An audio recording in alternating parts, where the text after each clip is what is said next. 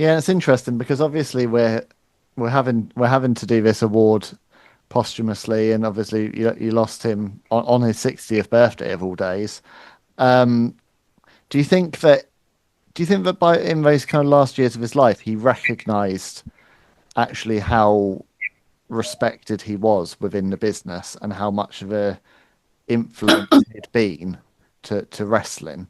Because I know he was detached from it for a number of years, but I think you said to me, Bronwyn, that you watched like some DVDs of him with his old matches, and I know he kept in touch with Brett. Do you think he realised actually just how much he had actually changed wrestling?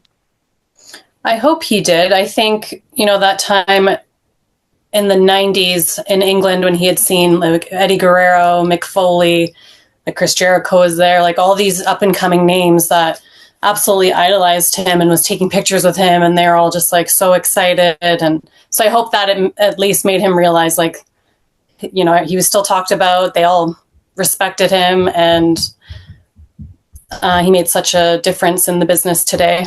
But later on, he didn't really have internet or anything like that. So I don't know how much he really, really knew what a difference he made.